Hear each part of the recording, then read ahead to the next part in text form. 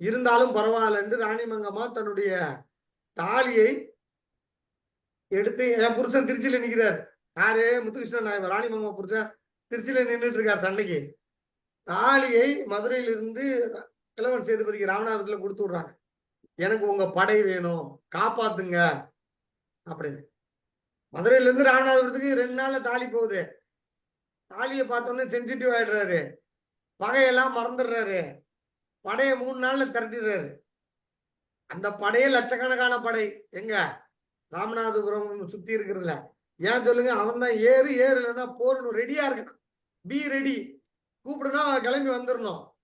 ரைட்டுங்களா? உயிர் போயிடுச்சுன்னா அன்னைக்கு எவ்வளவு, ஒரு ஆள் செத்து போயிட்டாங்கன்னா 1 கோட்டை நெல், 1 ஆழாக்கு பால் கிஃப்டா கொடுப்பாங்க. இதுதான் பரிசு. என்னது, ஒரு ஆள் செத்து போயிட்டா என்ன போர்ல 1 கோட்டை நெல், 1 ஆழாக்கு பால், இதை கொடுத்து அதுக்கப்புறம் அவருக்கு வீரர்னு ஒரு பட்டம் கொடுப்பாங்க. கொஞ்சம் நிலங்கள் ஏதாவது ஒதுக்கி கொடுப்பாங்க. இதனால கிளம்பி போய் உயிரை கொடுக்க சண்டை போடுறான். இவங்க வரலாற்றிலேயே ஒரே வாரத்துல அவ்வளவு பெரும் படையை திரட்டி ஒசூர் வரைக்கும் தாண்டி வந்து பாமினி சுல்தான்களை திருப்பி அனுப்புனாங்க அப்படின்னு வரலாறு இருக்கு, இன்னைக்கே இருக்கு. தாலிக்கு வேலி அப்படின்னு ஒரு கிழவன் சேதுபதியை பத்தி ஒரு பட்டப்பெயர் இருக்கு அவருக்கு. அதுல உங்களுக்கு சொல்றாங்க. இந்த வரலாறெல்லாம் அவன் பாக்குறான். யார் பாக்குறான்? கார்ன்வாலிஸ் பாக்குறான். இவனுங்க நினைச்சா திரட்டிடுவானுங்க, இவனுங்க கீழே ஆளையே திரட்ட விடக்கூடாது அப்படின்னா அந்த ஆட்களுக்கு, சார் அந்த ஆட்களுக்கு நிலத்தை கொடுத்துருவோம். ரைட்டா? இப்போ மக்களை எல்லாரையும் அரசு கையில் எடுத்து பிரெயின் வாஷ் பண்ணி தன் கட்டுப்பாட்டில் வைக்கணும்னு நினைக்குது. டிவியில வச்சு பாக்குது, வைக்க முடியல. எல்லாருக்கும் போன கையில கொடுத்துருவான். உலகத்தையே ஆடுறது ஒரு 60 பெரிய கம்பெனிங்க தான். எல்லாரும் போன கம்பெனிக்கு கொடுத்துட்டோம்னா அவன் பாட்டு ஆண்டுட்டு போயிடுவான்ல, அவனுடைய ஒப்பீனியன் உருவாக்கிடுவான்ல எல்லார் கையிலையும் டைரக்டா, யாரையும் நம்ப தேவையில்ல. இதே போல மக்கள்கிட்ட நிலத்தை கொடுத்துட்டான். இந்த மக்கள்கிட்ட நிலம் கொடுத்ததுல ஜமீன் கிராமத்துல மக்களுக்கு நிலம் இறங்கல சார், அது ஜமீன் கையிலே நின்றுடுச்சு. ரைட்டா? அப்ப அவன் என்ன சொன்னானா, ஜமீனும் டெம்பரவரியா இவன் அடிச்சுக்குவான், அவன் அடிச்சுக்குவான், அவன் இந்த ஜமீன் இவன் அடிச்சுக்குவான், இவனை கொள்ளுவான். இனி யாரும் ஆர்மி சேர்க்கக்கூடாது, உங்களுக்கு ஆர்மி சேர்க்கக்கூடாது, இனி கோட்டை கட்டக்கூடாது.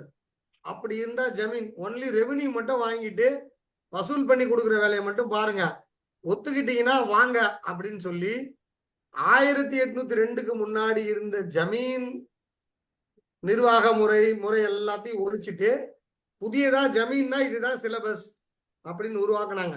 அதுவும் இந்த சாஸ்வத செட்டில்மெண்ட் சட்டத்துல தான் வருது. சாஸ்வத செட்டில்மெண்ட் சட்டத்துல ஜமீனை நிரந்தரமாக்குனதும் வெள்ளக்கார கிராமங்கள்ல ரயத்தை நிரந்தரமாக்குனதும் இந்த சாஸ்வத செட்டில்மெண்ட் சட்டம் 1802. ஜமீன் அந்த கிராமத்துல இருக்கிறதெல்லாம் வசூல் பண்ணி வரியா அரசு கிட்ட வெள்ளக்காரன் கொடுத்தா அதுக்கு பேர் பேஸ்குஷ். அதுக்கு பேர் பேஸ்குஷ். இந்த தேவகோட்டை பக்கம் இருக்கிற வக்கீலெல்லாம் நல்லா கவனிங்கன்னா உங்களுக்கு இந்த பேப்பர்லாம் நிறைய வரும் ஃபியூச்சர்ல. அந்த பக்கம்லாம் வில்லேஜ் இப்படிதான், ஜமீன் வில்லேஜா தான். அதுக்கு பேரு பேஸ்குஷ். அந்த ஜமீன்கள் தனக்கு கீழே இருக்கிற சாமானியர்களுக்கு நிலத்தை ஒதுக்கி விவசாயம் பண்ணிக்கோன்னு கொடுக்குற பட்டா ரொக்கப்பட்டா. அதுக்கு பேர் என்னது? ரொக்கப்பட்டா. அது ஜமீன் சமஸ்தானத்துல இருந்து ஒருத்தர் எழுதி கொடுப்பாரு, ஒரு மேனேஜர். அது தற்காலிகமானது, அது மாறவே இல்லை அவங்களுக்கு. நான் இப்ப 1802க்கு முன்னாடி என்ன உரிமையா அதே தான் அங்க இருக்கிற சாமானியனுக்கு. வெள்ளக்கார கிராமத்துல இருக்கிற சாமானியனுக்கு அது சாஸ்வத பட்டா, அயன் பட்டா. அதுக்கு பேர் என்னது? அயன் பட்டா.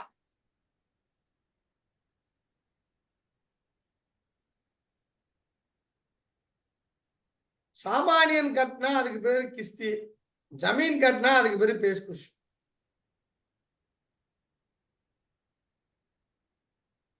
ஜமீன் அவருக்கு கீழே இருக்கிற பகுதியில் எவ்வளவு வேணா வரி விதிக்கலாம், அவங்க விதிக்கிறது தான்.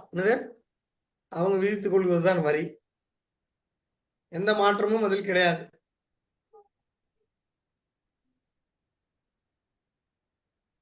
இதுதான் 1802 போடுறாங்க. இது ரெண்டுல சட்டத்தை போட்டு அதுக்கப்புறம் நிறைய நிர்வாகம் இருந்தது. தமிழகத்துல காவேரிக்கு வடக்கே, திருச்சியில இருந்து வடக்கே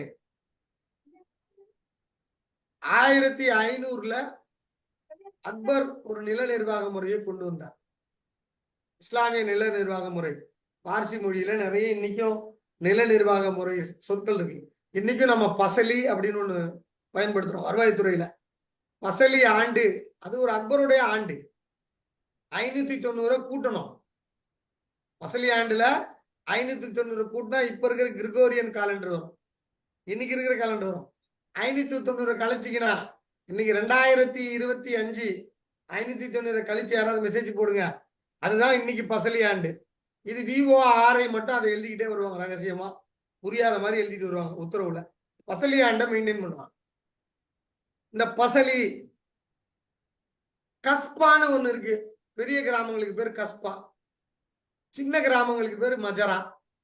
இன்னைக்கு நம்ம ஊர்ல சொல்லுவோம் கஸ்பா மஜரா அப்படின்னு. டானான்னு சொல்லுவோம். டானா டானா டானாக்காரன். சேலத்துல போனீங்கன்னா இன்னைக்கு உங்களுக்கு சேலத்துல அம்மாப்பேட்டை பக்கத்துல டானான் இருக்கு. டானா விளக்கு. புரசவாக்கம் போயிட்டீங்கன்னா அங்க உங்களுக்கு டானா ஸ்ட்ரீட் இருக்கு, போன தெரியும் உங்களுக்கு. டானா என்பது போலீஸ். அந்த காலத்துல போலீஸ் இவங்கெல்லாம் வந்து இஸ்லாமிய நிர்வாகத்தில் இருக்கிற போலீஸ்கார்.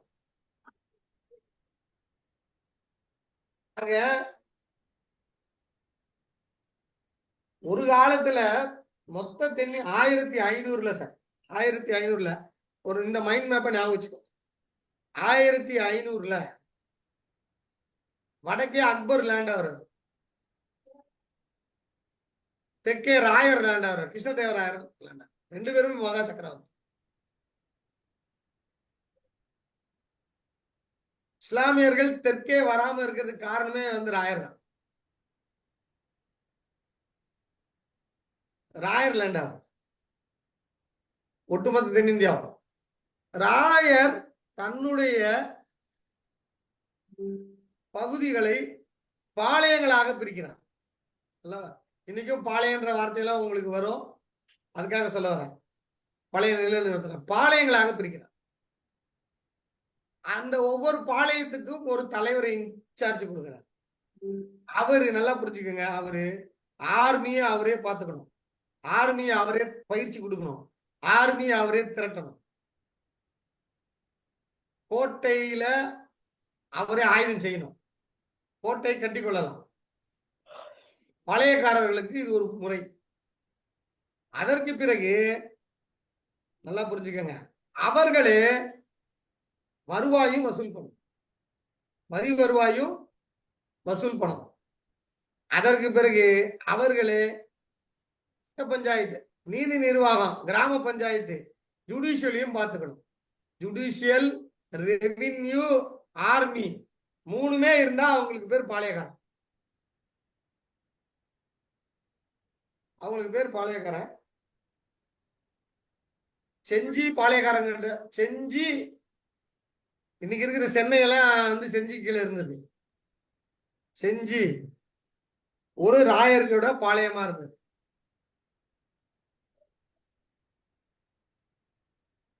மதுரை ராயரோட பாளையமா இருந்தது. தஞ்சை ராயரோட பாளையமா இருந்தது. 1500 நம்ம பெண்ண மருமகனுக்கு தான் தஞ்சாவூரை கொடுக்குறாரு ராயர், கிருஷ்ணதேவராயர்.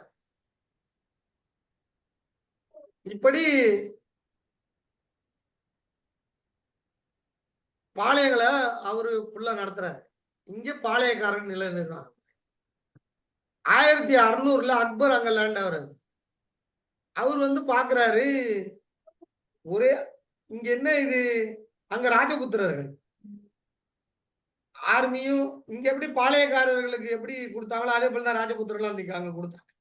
ஆர்மியும் ஒரே ஆளுகிட்ட, ரெவென்யூவும் ஒரே ஆள்கிட்ட, ஜுடிஷியலையும் ஒரே ஆள்கிட்ட கொடுத்தா எப்படி? நாளைக்கு நமக்கு பிரச்சனை வருமே, அவன் படை திரட்டி நம்மளை சண்டை போடுவானே, திடீர்னு சுயாட்சி வச்சுப்பானு அவன் என்ன பண்றான், அக்பரு ரெவென்யூவை பிரிச்சிட்டார். ரெவென்யூ பிரிச்சு ரெவென்யூ பட்டம் பண்றவங்களுக்கு பேர் ஜமீன், பண்றவங்களுக்கு பேரு ஜாகீர். ரெண்டா பிரிச்சுட்டார். இப்போ தமிழ்நாட்டுல 1500 இங்க ராயர் இருந்தாலும் 1500 இருந்து ஒரு 100 வருஷத்துல இஸ்லாமியர்களுடைய படை சண்டைங்க இங்க வந்துகிட்டே இருந்தது. அவுரங்கசீப் காலத்துல திருச்சிக்கு வடக்கே, காவேரிக்கு வடக்கே அவுரங்கசீப் கட்டுப்பாட்டுக்கு வந்துருச்சு. காவேரிக்கு வடக்கே அவுரங்கசீப் கட்டுப்பாட்டுக்கு வந்துருச்சு. அவுரங்கசீப் வந்த உடனே என்ன பண்றாருன்னா, அப்ப இதுக்கு பேர் வந்து ஆற்காடு. இப்ப நம்ம வேலூர் பக்கத்துல ஒரு ஆற்காடு இருக்கு இல்லையா, அப்புறம் இது ஆற்காடு மாநிலம். சென்னையெல்லாம் அப்ப கிடையாது, கற்பனையிலே இருந்துடாதீங்க. சென்னையே கிடையாது அப்போ, அது சின்ன குப்பம். ரைட்டுங்களா? ஆற்காடு பெரிய டவுனு, செஞ்சி பெரிய டவுன் அப்போ. சரிங்களா? அது அவங்க வந்து ஒரு மாநிலத்துக்கு அவங்க பேர் என்னன்னா சௌபான்னு சொல்றாங்க. சௌபா, சௌபா. இந்த சௌபாவுக்கு இன்சார்ஜ் நவாப். நம்ம இப்ப சீஃப் மினிஸ்டர் வச்சிருக்கோம் இல்லையா, பிரதமர் இருக்காரு, சீஃப் மினிஸ்டர் இருக்காரு இல்லையா, அது போல அவுரங்கசீப் பிரதமர். இங்க இது வந்து ஒரு சௌபா நவாப் இருந்தார், ஆற்காடு நவாப் குடும்பம் இருந்தாங்க. இதனால என்ன ஆச்சுன்னா, இந்த பகுதியில ஜமீன் உரிமை மட்டும்தான் வந்துச்சு, ஜாகிர்னு ரெண்டா பிரிச்சிட்டாங்க. இங்க பாளையக்காரரே கிடையாது. திருச்சிக்கு வடக்க யாராவது பாளையக்காரர் இருக்காது, ஜமீன் இருப்பாங்க. ஒரு ஒரு ஒரு ஊரையும் நீங்க அப்படியே மேப் பண்ணும்போது தெரியணும், அப்படியே டிராவல் பண்ணும்போது புரியணும். பாளையக்காரர்கள் கிடையாது. நீங்க இங்க வேட்டவாளன் ஜமீன் விழுப்புரத்துல இருக்காரு, அவர் பாளையக்காரர் கிடையாது, அவர் ஒன்லி ஜமீன். இப்போ இவருக்கு பாருங்க, நல்லா புரிஞ்சுக்கோங்க. 1500 600லயே ஆர்மி அவங்க கிட்ட இருந்து பிடிக்கிட்டாங்க. வெள்ளக்காரன் வந்து 800ல தான் பிடுங்கினான். ஆனா இவங்களுக்கு எல்லாம் திருச்சிக்கு வடக்க